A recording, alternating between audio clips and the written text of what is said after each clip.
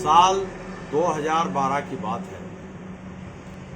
दिसंबर का महीना था और सहारनपुर का विकास भवन यानी 18 दिसंबर को भारत में अल्पसंख्यक दिवस माइनॉरिटी डे मनाया जाता है और उसको सरकारी स्तर पर बड़े पैमाने पर मनाया जाता है।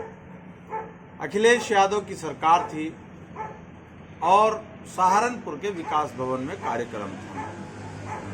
वहाँ पर चूँकि मैं साफ स्पष्ट बोलने वाले लोगों में हूँ और जब लिखता हूँ तो बिना परिणाम की चिंता किए लिखता हूँ और सच लिखता हूँ। तो उस वक्त जो नेता थे और जो अधिकारी थे, सीधी सी बात है कि सत्ता जिसकी थी अधिकारी उसके हिसाब के होंगे। तो अधिकारियों ने और तत्कालीन स्वयंभू नेताओं ने ये तय किया कि 18 दिसंबर को जो माइनॉरिटी दिवस मनाया जाता है उसमें एडवोकेट इंतखाब आज़ाद को ना बुलाया जाए और अगर वो आ भी जाए तो उनको यहाँ बोलने नहीं देना। 18 दिसंबर को मैंने सुबह करीब कार्यक्रम शुरू होने से 2 घंटा पहले ही वहाँ पहुँच गया कुछ साथियों के साथ। मंच सज गया और अधिकारी आ गए, संबंधित नेता आ गए और जो ऑडियंस थी उस ऑडियंस में टोटल जितने भी थे माइनॉरिटी के नाम पर मुस्लिम महिलाएं और मुस्लिम पुरुष थे, जबकि माइनॉरिटीज में बौद्धिस्ट, पारसी, आपका जैन, सिख और मुसलमान आते हैं। तो वहाँ एक नेता ने भाषण दिया, 2 लोगों ने दिया, 3 ने दिया, सब ने दिया। जिलाधिकारी महोदय भी थे वहाँ पर उस टाइम के। तब जिलाधिकारी साहब भाषण देने के लिए खड़े हुए तो मैं ये समझा कि जिलाधिकारी के बाद तो कोई बोलेगा नहीं, इसलिए जिलाधिकारी से ही माइक ले लो और जिलाधिकारी से माइक लेकर के अपनी बात कहो। सब लोगों ने मेरा लिस्ट में से नाम काट दिया था। कई सारे उसमें मौलाना भी थे जो मदरसों में स्कॉलरशिप पर झपट्टा मार रहे थे, वो लोग भी शामिल थे क्योंकि अखिलेश यादव की, मुलायम सिंह की सरकार थी। ऐसी परिस्थिति में मैंने डीएम साहब से कहा कि साहब ये माइक 1 मिनट के लिए हमें दे दें। तो डीएम साहब मुझे जानते नहीं थे, उन्होंने समझा कोई माइक ठीक करने वाला होगा, तो उन्होंने मेरे हाथ में माइक पकड़ा और मैंने उनसे कहा कि साहब आप 2 मिनट के लिए मंच पर बैठे। मैंने माइक पकड़ने के बाद सबसे पहले वहां ये कहा कि साहब माइनॉरिटी दिवस का कार्यक्रम है और जो इस मंच पर ये 12 आदमी आपने बिठाए हैं, इन 12 में 10 लोग आपने हिंदू बिठाए और मुझे माइनॉरिटी दिवस के इस कार्यक्रम में जो स्थानीय प्रशासन द्वारा 10 आदमी हिंदू बिठाए गए हैं, मुझे इस मंच पर ऑब्जेक्शन है। अब मेरा इतना कहते ही जिलाधिकारी साहब ने कहा, वहाँ के जो माइनॉरिटी ऑफिसर थे सर डी के शर्मा थे, उनसे कहा कि रे आपने मदरसा मज़ाहिर उलूम से बात नहीं की, मुस्लिम धर्मगुरुओं से बात नहीं की, मौलानाओं से बात नहीं की, लेकिन जहां डीएम साहब पूछ रहे थे मैं उससे कहीं दूर था और जो उस मंच पर हिंदू लोग बैठे थे अब वो भी मेरे मुंह की तरफ देखने लगे कि एडवोकेट इंतखाब आज़ाद ये क्या कह रहे हैं। और जो मुसलमान थे, 2 उस टाइम के बहुत बड़े नेता,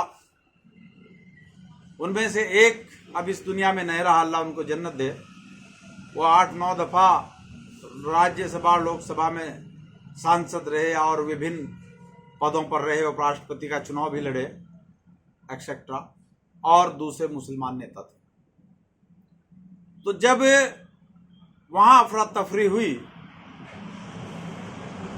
तो मैंने उनसे कहा कि साहब ये जो मंच है, ये 10 हिंदू बैठे हैं, इस पर मुझे ऑब्जेक्शन है।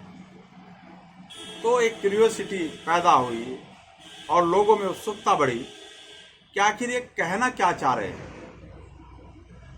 मैंने वहां जो ऑडियंस में लड़कियां बुरखे में बैठी थी उनसे कहा कि बेटा हाथ उठाकर बताओ कि क्या आप अमेरिका पढ़कर आई हो, लंदन पढ़कर आई हो, या जो तुम्हारी ग्रेजुएशन पोस्ट ग्रेजुएशन की बीए, एमए, एमएससी, एमकॉम की जो डिग्रियां हैं वो कहाँ की हैं। तो उनमें से 90% लड़कियों ने हाथ उठाया और कहा कि सर हम मुन्नालाल कॉलेज से पढ़ करके आए हैं। 4-5 लड़कियां ऐसी बैठी थी जिन्होंने हाथ नहीं उठाया। हमने उनसे पूछा कि बेटा तुमने हाथ नहीं उठाया, तुम कहां से अपनी एजुकेशन लेकर के आई हो। तो उन्होंने हाथ उठाया कि सर हम महाराज सिंह कॉलेज से एजुकेशन लेकर के आए हैं। तब मैंने वहां पर यह बात कही कि साहब ये जो लड़कियां बैठी हैं, ये 90% लड़कियां हाथ उठा रहे हैं कि मुन्नालाल कॉलेज से एजुकेशन लेकर के आए। ये जो 4-5 लड़कियां बैठी, इन्होंने कहा कि हम महाराज सिंह कॉलेज से पढ़ कर के आए। और मैं खुद एडवोकेट इंतखाब आजाद,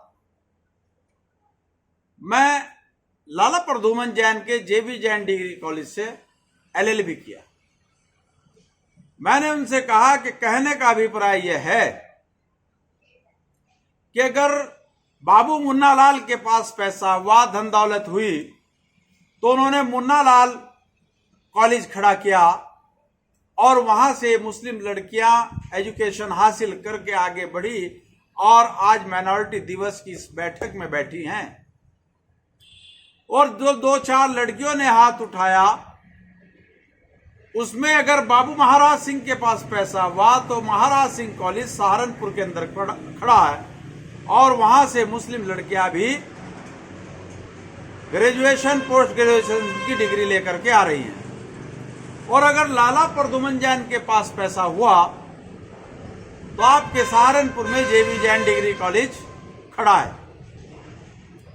और अगर बलदेव दास बाजोरिया के पास पैसा हुआ तो शहर के अंदर बलदेव दास बाजोरिया इंटर कॉलेज खड़ा और बलदेव दास बाजोरिया अस्पताल खड़ा है, एसटी कन्या खड़ा है, हिंदू कन्या खड़ा है, गुरु नानक खड़ा है, श्री हिंदू कॉलेज खड़ा है, जेबीएस खड़ा है। सैकड़ों की संस्था में एजुकेशन इंस्टीट्यूशन मौजूद है, शिक्षण संस्थाएं मौजूद हैं। जिस जिस हिंदू के पास पैसा हुआ उन्होंने समाज और देश के लिए काम किया। किसी महाराज सिंह कॉलेज के गेट पर नहीं लिखा कि यहां मुसलमान का बच्चा एजुकेशन नहीं ले सकता। जैन डिग्री कॉलेज के गेट पर नहीं लिखा कि यहां से एडवोकेट इंतखाब आजाद एलएलबी की डिग्री नहीं ले सकता। और किसी मुन्नालाल के गेट पर नहीं लिखा कि मुस्लिम बच्चा यहां नहीं पढ़ेंगी। दरवाजे खुले हैं, आप जाइए उन एजुकेशन इंस्टीट्यूट में, शिक्षण संस्थाओं में, अपने डॉक्यूमेंट जरिए मेरिट में आइए, आपको एडमिशन मिल जाएगा और आप बेहतर एजुकेशन हासिल करके उच्च पदों पर पहुंच सकते हैं। सही और गलत की तमीज और तहजीब आपके अंदर आ सकती है। जुल्म के खिलाफ लड़ने की ताकत आपके अंदर आ सकती है, क्योंकि बाबा साहब डॉक्टर भीमराव अंबेडकर ने भी कहा है कि शिक्षा वो शेरनी का दूध है, जो पिएगा वो गुर्राएगा। तो मैंने जो बात कही थी कि जो मंच है इस पर जो 10 हिंदू बैठे हैं और 2 मुसलमान, इस पर मुझे ऑब्जेक्शन है। मैंने वहां ये कहा कि जिस जिस मुसलमान के पास पैसा हुआ उसने अपने से नीचे मुसलमान को हकीर और जलील समझा, उससे बात तक करना पसंद नहीं किया। अगर वो गलती से उसके दरवाजे पर पैसे वाले के पहुंच भी गया तो अंदर सीसीटीवी कैमरे पर बैठ करके पहले ही घर से कहलवा दिया कि साहब तो है नहीं। अगर मुसलमान के पास पैसा हुआ तो उन्होंने कोरमा खाया, बिरयानी खाई, हलीम खाया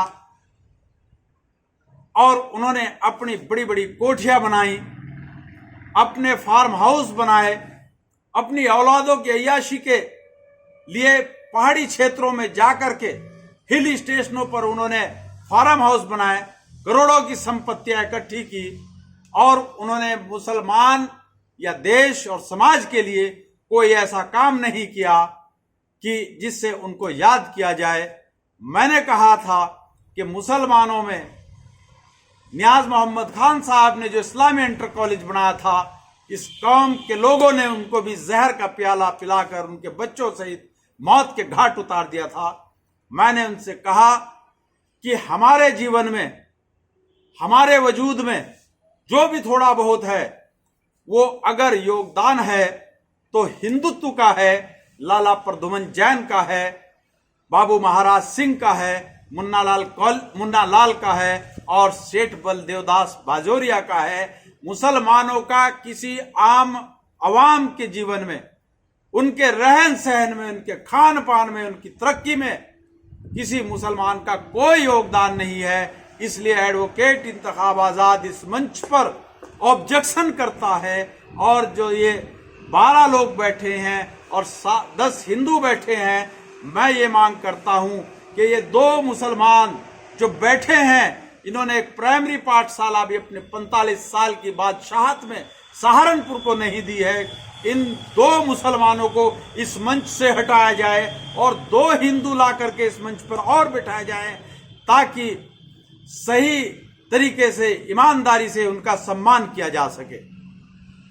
इसलिए मैं बोलता हूं, जब मैं कहता हूं, मंचों पर कहता हूं, तो बड़ी तादाद में जो स्वयंभू क़यादत के लोग हैं, जो संकुचित मानसिकता के लोग हैं, संकीर्ण मानसिकता के लोग हैं, वो एडवोकेट इंतखाब आजाद को आरएसएस और भारतीय जनता पार्टी का एजेंट बता करके अपमानित करते हैं और उसको जो है दुष्प्रचार करते हैं। लेकिन हमने तय किया है कि सही को सही और गलत को गलत कहेंगे।